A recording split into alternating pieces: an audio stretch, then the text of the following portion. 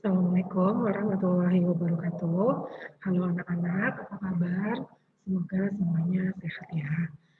Hari ini kita akan belajar tentang trigonometri. Bersama saya Ibu Desi Ekawati SPD. Yuk kita belajar bareng-bareng. Pertama, kita bahas dulu tentang manfaat trigonometri. Ada banyak manfaat trigonometri dalam kehidupan. Misalkan dalam bidang navigasi, dalam bidang oceanografi, dalam bidang astronomi, dan lain sebagainya. Dengan mengetahui hal ini, semoga kalian jadi lebih termotivasi untuk belajar trigonometri ya. Nah, sekarang kita akan bahas definisi dari trigonometri. Trigonometri adalah ilmu yang mempelajari perbandingan sisi-sisi pada segitiga siku-siku. Misalkan di sini ada segitiga ABC yang siku-sikunya di C. Ini adalah gambar segitiganya, terlihat ini adalah lambang untuk sudut siku-siku. Kemudian misalkan di sini ada sudut alfa yang tepat berada di sudut B. Kalau misalkan panjang sisi dari A ke B kita wakili dengan C, panjang sisi dari B ke C kita wakili dengan A, dan panjang sisi A ke C kita wakili dengan B, lalu kalian harus bisa membedakan mana yang merupakan sisi samping, depan, dan miring. Maka untuk yang C ini adalah sisi miring atau hipotenusa karena dia berada di hadapan sudut siku-siku. Untuk yang B ini adalah sisi depan karena sisinya berada di hadapan sudut alfa dan sisanya adalah sisi samping. Jika kita menuliskan semua perbandingan dua sisi yang mungkin dari segitiga siku-siku ini, maka hasilnya adalah sebagai berikut.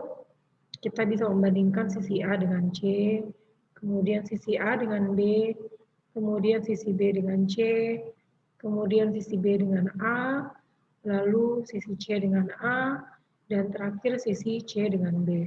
Kemudian kalau kita tuliskan posisi sisinya, maka A per C adalah sisi samping dengan miring, A per B adalah sisi samping dengan depan, B per C adalah sisi depan dengan miring, C per A adalah sisi miring dengan samping, B per A adalah sisi depan dengan samping, dan C per B adalah perbandingan antara sisi miring dengan depan.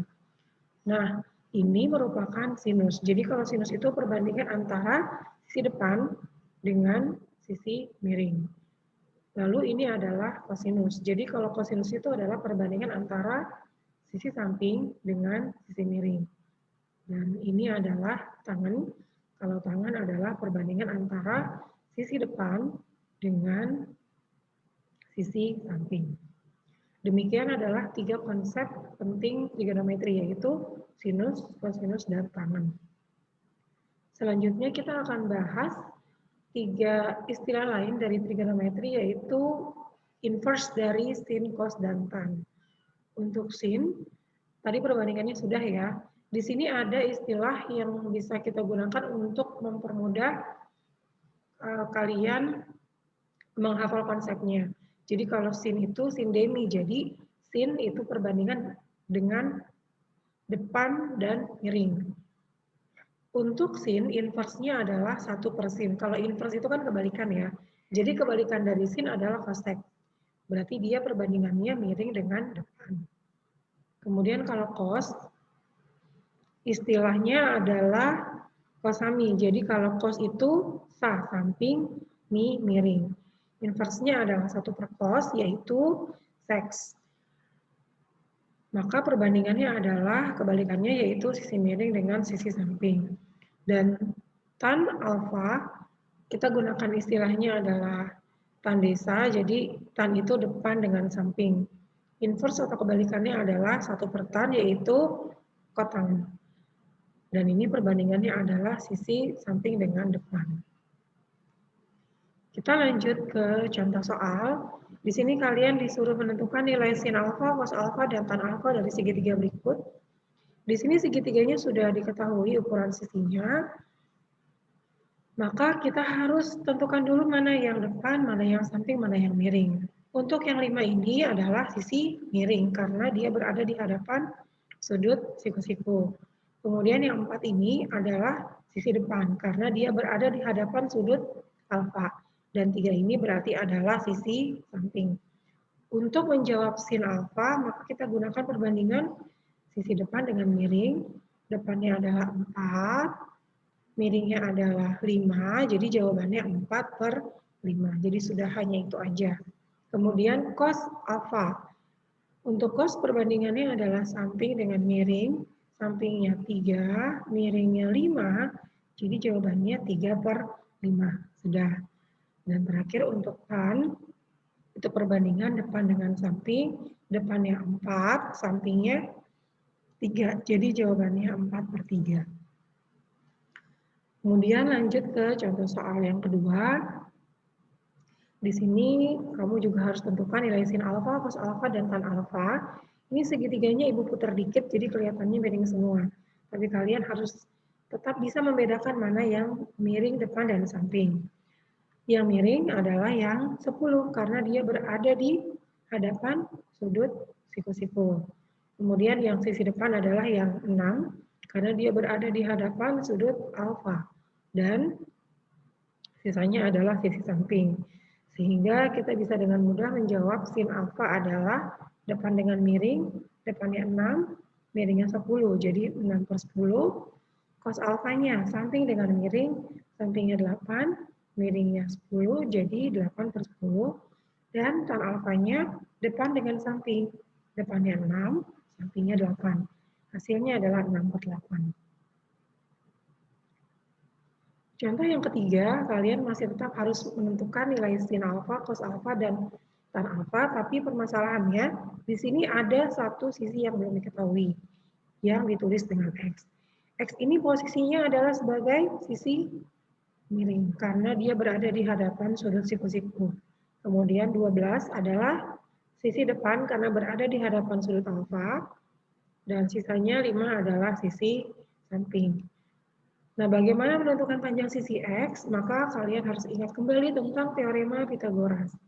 Misalkan ada segitiga siku-siku yang panjang ketiga sisinya adalah A, B, dan C, dengan posisi C adalah hipotenusa, maka bunyi teorema Pythagoras adalah kuadrat hipotenusa, posisi miring adalah jumlah kuadrat dari sisi siku-siku yang lain.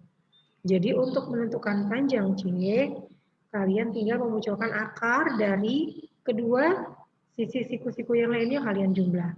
Dan sebaliknya ketika kalian mau tentukan panjang A atau B-nya, maka caranya dikurang. Jadi yang paling panjang atau yang sisi miringnya itu kurangi dengan sisi yang lain. Nah, untuk mendapatkan panjang X, maka karena posisi X itu sebagai sisi miring, maka kita menjumlahkan 12/2 dengan 5/2. Hasil 12/2 adalah 144, hasil 5/2 adalah 25, kita jumlahkan jadi 169, akar dari 169 adalah 13. Maka di sini sisi miringnya 13. Sehingga kita bisa menentukan sin alfanya, yaitu depan dengan miring, depannya 12, miringnya 13, jadi 12/13. Cos alfanya samping dengan miring, sampingnya 5, miringnya 13, jadi 5/13, dan tan alfanya adalah depan dengan samping, jadi 12/5. Nah, ini contoh yang terakhir. Sama kalian tentukan nilai sin alfa, cos alfa, dan tan alfanya, tapi di sini masih ada satu sisi yang belum diketahui. Di sini 25 adalah sisi miring karena dia berada di hadapan sudut siku-siku. Kemudian 24 di sini adalah sisi depan karena dia berada di hadapan sudut alfa, maka X ini adalah sisi samping. Nah, untuk menentukan panjang sisi X, kita gunakan teorema Pythagoras. Karena posisinya bukan sisi miring, jadi kita kurang ya.